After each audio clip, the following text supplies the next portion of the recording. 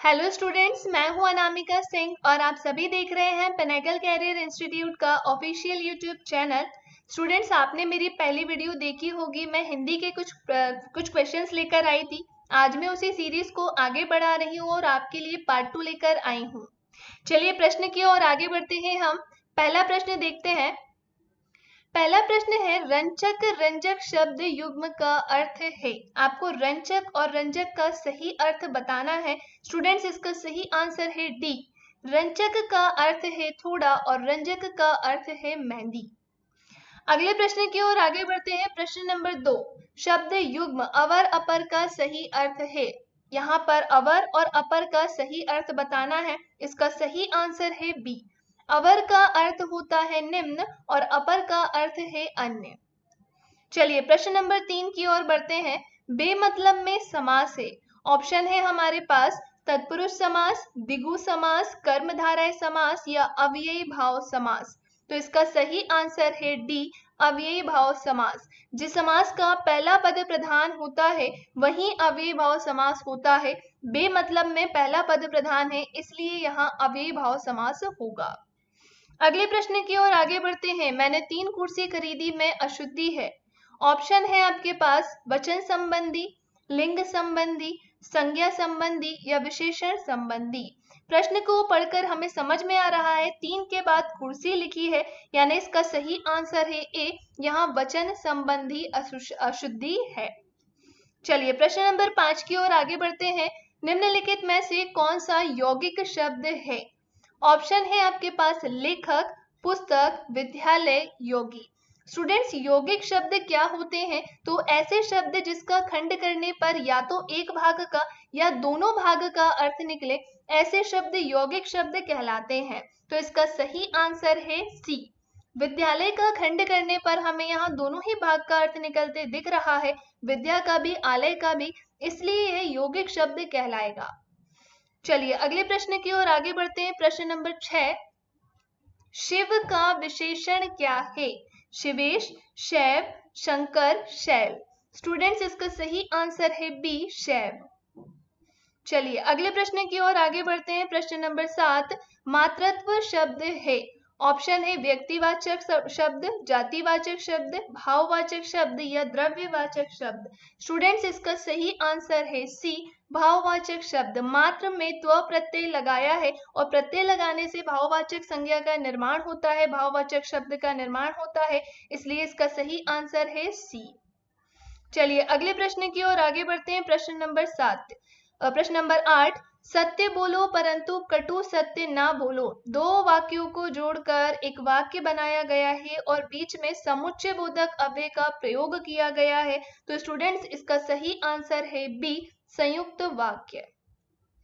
आगे बढ़ते हैं प्रश्न नंबर 9 की तरफ। निम्न में से किसमें अनुस्वार का प्रयोग नहीं हुआ है। अनुस्वार क्या होता है? तो अनुस्वार यानी अम की बिंदी होती है।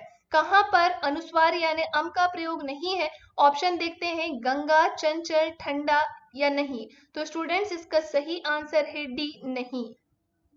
चलिए अगले प्रश्न की ओर आते हैं। प्रश्न नंबर 10, पार्थक्य का संधि विच्छेद होगा। आपको यहाँ इसका सही संधि विच्छेद बताना है। चारों ही ऑप्शन कंफ्यूजिंग है, लेकिन इसका सही संधि विच्छेद है ए। प्रश्न नंबर 11 की तरफ आगे आते हैं। सार्वनामिक विशेषण के लिए सत्य कथन है। ऑप्शन है हमारे पास संज्ञा के पहले आते हैं, संज्ञा के बाद आते हैं, सर्वनाम के बाद आते हैं या इनमें से कोई नहीं। तो स्टूडेंट्स, इसका सही आंसर है ए, संज्ञा के पहले आते हैं। चलिए प्रश्न नंबर 12 की तरफ आते हैं। खर का पर्यायवाची निम्न में से कौन सा है। रावण, कुंठित, गधा, मूर्ख। तो स्टूडेंट्स, इसका सही आंसर है सी, गधा। खर का पर्यायवाची है गधा। अगले प्रश्न की ओर आते हैं। प्रश्न नंबर 13, मुझसे उठा नहीं गया वाक्य में वाच्य है। ऑप्शन है कर्तवाच्य, कर्मवाच्य, भाववाच्य या कोई नहीं। स्टूडेंट्स, इसका सही आंसर है सी, भाववाच्य। अगले प्रश्न की ओर आगे बढ़ते हैं। प्रश्न नंबर 14, मात्रांश में कौन सी संधि है। आपको यहाँ शब्द देखकर संधि की पहचान करनी है। ऑप्शन है यड़, गुण, व्यंजन या संयोग। तो स्टूडेंट्स, इसका सही आंसर है ए, यड़ स्वर संधि। बहुत ही इंपॉर्टेंट क्वेश्चन है ये, बहुत ही इंपॉर्टेंट प्रश्न है। अगले प्रश्न की ओर आते हैं। प्रश्न नंबर 15, वह अगले साल आएगा में कारक है। 4 ऑप्शन है, कर्ता कारक, कर्म कारक, संप्रदान कारक या अधिकरण कारक। तो स्टूडेंट्स इसका आंसर है डी, अधिकरण कारक। जहां पर भी समय या स्थान का बोध होता है वही अधिकरण कारक होता है, इसलिए इसका आंसर है डी। आगे आते हैं प्रश्न नंबर 16 की तरफ। हर काम को देर से करने वाला, इसके लिए एक शब्द बताना है हमें। ऑप्शन है दीर्घदर्शी, अदूरदर्शी, विलंबी या दीर्घसूत्री। तो इसका सही आंसर है डी, दीर्घसूत्री। चलिए अगले प्रश्न की ओर आते हैं। प्रश्न नंबर 17, हंस पद किस विराम का एक और नाम है? हंस पद का दूसरा नाम कह सकते हैं हम, है ना। तो आपके सामने ऑप्शन है अल्प विराम, त्रुटि विराम, लोप विराम या पूर्ण विराम। स्टूडेंट्स इसका सही आंसर है बी, हंस पद या त्रुटि बोधक चिन्ह या विराम भी इसे कहते हैं। चलिए अगले प्रश्न की ओर आते हैं। प्रश्न नंबर 18, दुस्साहस शब्द का उपसर्ग चुनिए। उपसर्ग आप सभी को पता है, इससे पहले वाली वीडियो में मैंने बताया था, शब्द के आगे लगता है उपसर्ग और शब्द के पीछे लगता है प्रत्यय। दुस्साहस में हमें उपसर्ग बताना है, इसका सही आंसर है ए। प्रश्न नंबर 19 की तरफ आते हैं। पेट शब्द है तत्सम, तद्भव, देशज या आगत। तो स्टूडेंट्स इसका सही आंसर है सी, देशज। प्रश्न नंबर 20 की तरफ आते हैं। निम्नलिखित में से कौन सा शब्द तत्सम नहीं है? तत्सम आप सभी को बताया था, संस्कृत का शब्द रहता है तत्सम शब्द, और संस्कृत से परिवर्तित जो हिंदी का बनता है वो तद्भव शब्द कहलाता है। यहाँ पूछा है कि कौन सा तत्सम नहीं है। स्टूडेंट्स इसका सही आंसर है ए, आग। प्रश्न नंबर 21 की तरफ आते हैं। लिखने पढ़ने में कौन सा समास है?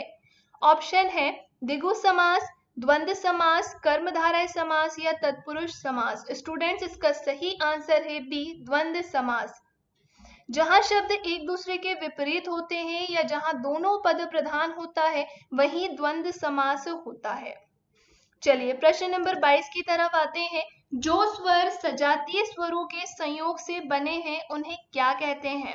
ऑप्शन है दीर्घ स्वर, अग्र स्वर, मूल स्वर या अल्प स्वर। तो स्टूडेंट्स इसका सही आंसर है ए, दीर्घ स्वर। सजातीय स्वर यानी समान स्वर। चलिए आगे आते हैं प्रश्न नंबर 23 की तरफ। प्रत्यय शब्द की व्युत्पत्ति किन दो शब्दों से हुई है? प्रत्यय का विच्छेद करके बताना है आपको। चलिए इसका सही आंसर है बी, प्रति धन अय। आगे आते हैं प्रश्न नंबर 24 की तरफ। जूता कैसा शब्द है? ऑप्शन है देशज, विदेशज, रूढ़, यौगिक। इसका सही आंसर है ए, देशज। जूता देशज यानी देशी शब्द है। अगले प्रश्न की ओर आते हैं। 25, निम्न में से कौन सा वर्णिक छंद है? छंद एक टॉपिक का नाम है, हमें यहाँ पर वर्णिक छंद कौन सा है यह बताना है। 4 ऑप्शन दिए हैं। ऑप्शन है सवैया, दोहा, चौपाई, रोला। तो स्टूडेंट्स इसका सही आंसर है ए, सवैया। दोहा, चौपाई, रोला ये तीनों ही मात्रिक छंद है, लेकिन सवैया वर्णिक छंद है। चलिए प्रश्न नंबर 26 की तरफ आते हैं। जहां एक शब्द एक से अधिक बार प्रयुक्त हो और उसके अर्थ अलग अलग रहे, वह कौन सा अलंकार है? तो इसका सही आंसर है सी, यमक अलंकार। यहाँ पर एक शब्द एक से अधिक बार आता है और हर बार उसका अर्थ अलग रहता है। यदि ऐसा कुछ रहे तो वहां पर यमक अलंकार होता है। चलिए प्रश्न नंबर 27 की तरफ आते हैं। बालक स्कूल से कब आया? बालक स्कूल से कब आया में उचित विराम चिन्ह का प्रयोग करें। अलग ही दिख रहा है, यहाँ कोई प्रश्न पूछा जा रहा है, इसलिए यहाँ पर सही आंसर है बी, प्रश्नवाचक चिन्ह का प्रयोग इसके अंत में करना चाहिए। आते हैं प्रश्न नंबर 28 की तरफ। हिंदी भाषा के विकास का सही अनुक्रम कौन सा है? स्टूडेंट्स इसका सही आंसर है ए, पाली, प्राकृत, अपभ्रंश, हिंदी। वैसे पाली के पहले यहाँ प्राली लिखा है तो आप ध्यान रखिएगा ये पाली है, और पाली के पहले स्टूडेंट संस्कृत रहती है, लेकिन ऑप्शन में नहीं है तो हम ये ऑप्शन लगा सकते हैं। तो ऑप्शन नंबर ए बिल्कुल सही है। चलिए आगे आते हैं प्रश्न नंबर 29 की तरफ। जड़ उखाड़ना का सही अर्थ है पेड़ उखाड़ना, पुरानी बात बताना, पूर्ण नाश करना या बंद करना। यहाँ ऑप्शन सामने दिया गया है, इसका आंसर है सी, पूर्ण नाश करना। चलिए अंतिम प्रश्न की ओर आते हैं। क्रिया विशेषण के कितने भेद होते हैं?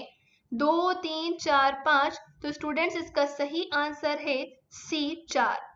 यह हमारा अंतिम प्रश्न था। आज की सीरीज पूरी हो चुकी है। स्टूडेंट्स यदि आपको ये सीरीज पसंद आई है तो प्लीज आप इसे लाइक करें, शेयर करें और सब्सक्राइब करें।